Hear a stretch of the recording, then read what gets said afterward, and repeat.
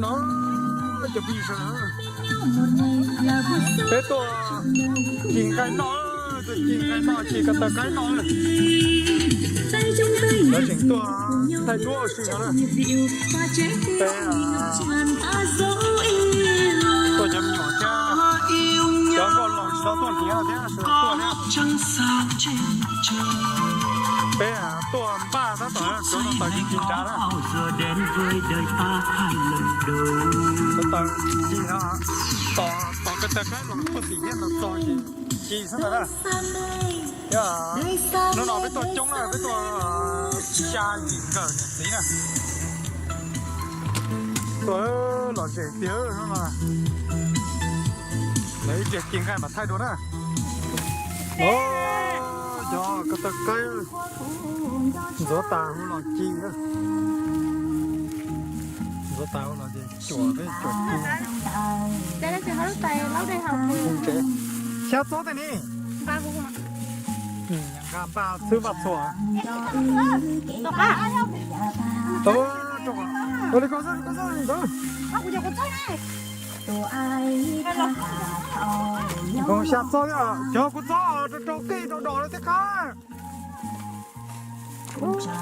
con chó mà cá thế ý rồi chúng ta tôi đi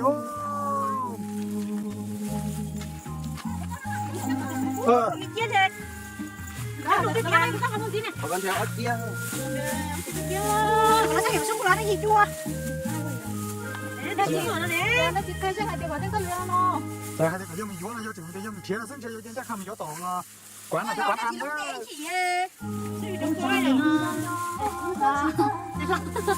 nó chỉ không tía về có vô chân cà vô từ lúc quán mà cái gì nó có trồng mua to không tía mua thì đồ ăn tươi ăn lọc mỏng ấy mà có sao chẳng hạn là không biết là nó tía để cho non rồi nó là nó chơi rồi đó cho nó mà nó trâu chết rồi trâu chết bảo quản nó mà nó bún đó đúng rồi đó cho nó là không có tốt còn chỉ cho nó chết có sao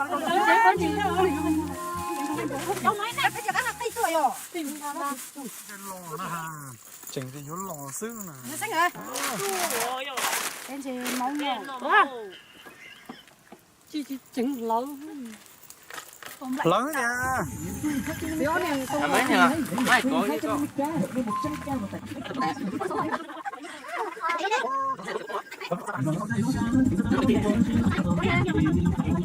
cái đấy còn nó chua nó buộc khổ này nó chua chua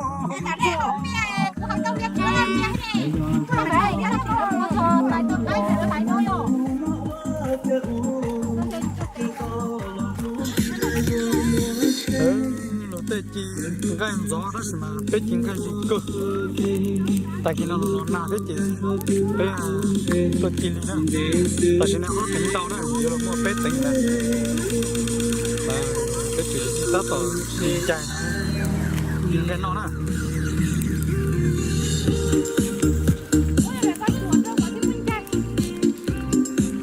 tê cho tới chỉ lọt cơ chỉ cái nó cá cơ nó là nó sẽ xả chia bé trâu bây giờ nó trông cơ đó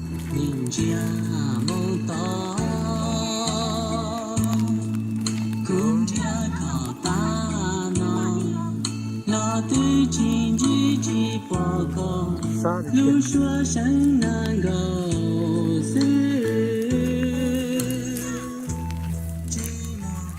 kia nó to kỳ to nữa thật cái màเป็ดนอนมาเป็ดนอนนะต่อกี่เป็ดอยู่ได้จนนงเลยนะเป็ดจนนงต่อจนนงตัวจนจิ้มเสะนะใช่ไหมก็จะจะน่าจะจิ้มเสะนะเว้ยอยู่ตัวเราเราซะรถนี่ที่ไหนได้จิ้มเสะจะรถเสื้อเทียบก้าจะจิ้มเสะcho nồng chỉ nồng diệt lia này nồng diệt lia cho là vô thì kia này mua chợ này cho là lớn này Có một đêm trong chó à?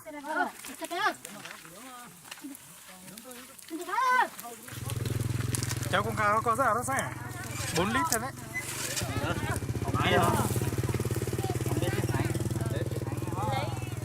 Của thằng cá khô đi 20 cái chén mà đủ luôn mà. Câu cứ lo nè câu. Tại qua 2 lý của thằng cá lúc khó đau hồn đây lo hòn gì cái đó mà. Chừng cá thế vậy tuột không? Để tí cho xúc xích ấy cho con nướng nó.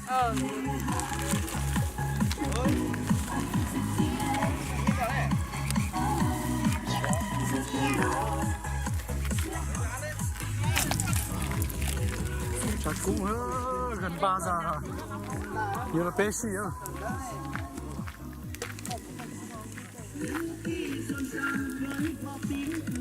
Kiếm cái nó, tao kiếm cái nó.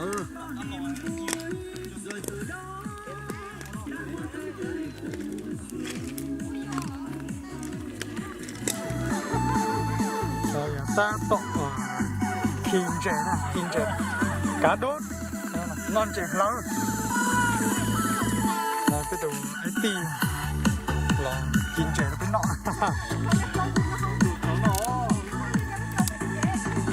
Tì ơi, cho con không mong tùa nữa ha. Đấy. Chỉ về lấy tôi lấy dùng đâu được.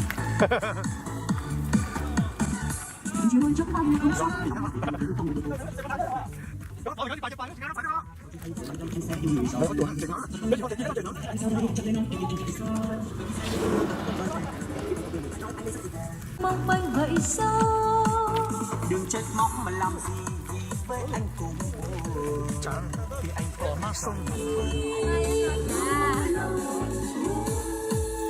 thật không muốn đâu em ơi vì tình đã hết anh say chẳng lẽ nói anh yêu em vậy sao vậy thì sẽ thật là thật bất công với em khi anh không yêu nhưng lại nói anh đây rất yêu em.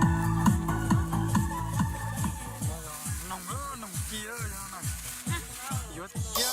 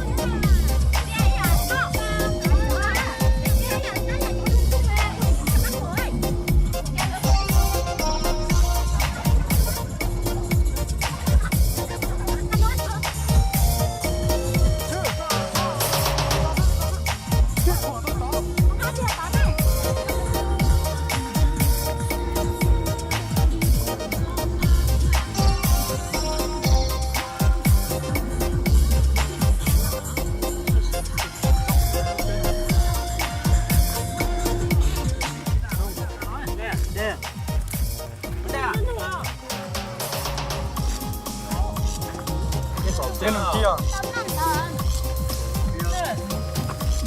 Chúng mình cần học cái đồ anh nhỉ?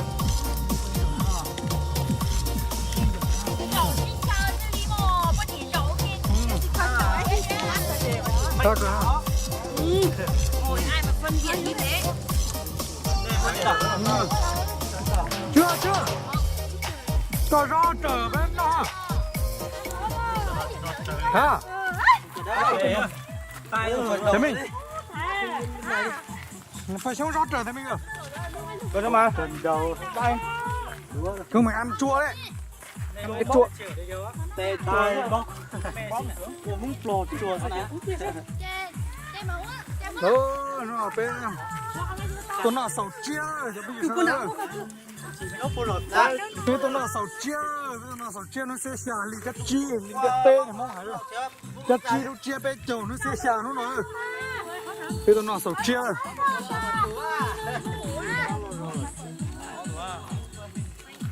hay thì tiền nữa Răng lìa thôi. chứ còn gió ở trong con đó trời ơi con nó tổ nữa đã có cái chỉ mất chạy ho vào đây lông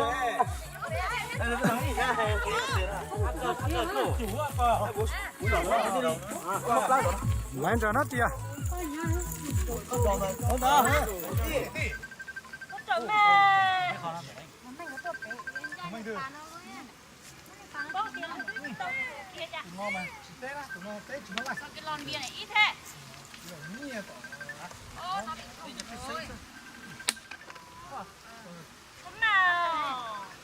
cái chuột chưa xinh em làm gì đuối kiểu này em đả là được rồi đi đó em đả thôi em có chuyện gì ở đâu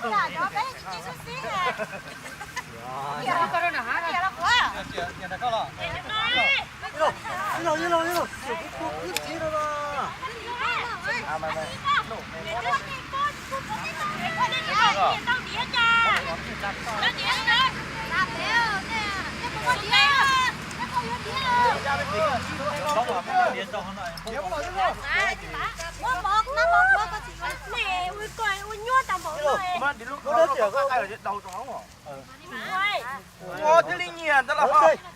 Chả cũng một cua là có đâu cũng. Cua mà tao. Sợ. Anh ta cho tao hay nói gì? Nó kia. Nghe bao nhiêu à? Đây cái này chế à? Rất chào nó nè.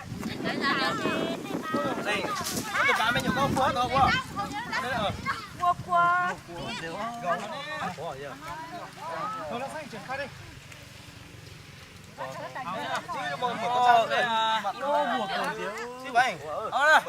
chia đi sẽ đờ dùng riêng một tê để hậu biếu Chứ tê mà chỉ đợi tê mắt chỉ đợi tới.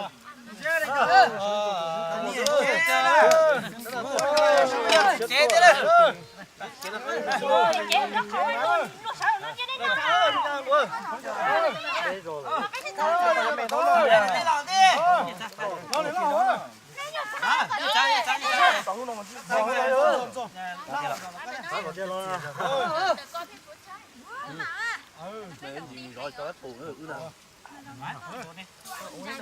Hầu là chơi chưa? Trông kho là mà chơi chưa?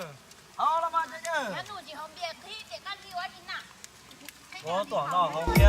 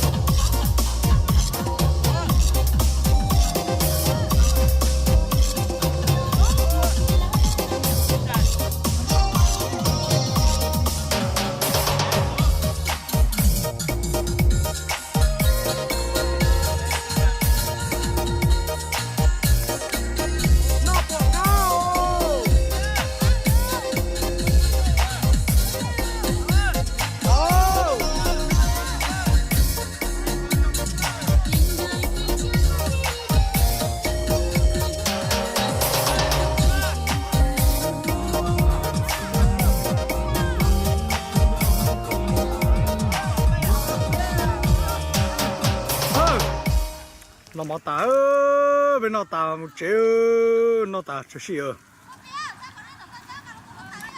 ô xả xíu ở đây đây à chỉ xíu nó tả bên một chế nó tả bên một chế một chế ô cổ thì tiêu nó nè xa tiêu thì đó cho mình sẽ đỡ sầu chiên không nọ chỉ so đi nó cho mình sẽ đỡ sầu chiên không nọ chỉ so đi nó đó luôn cho mình sẽ đỡ nữa so đâu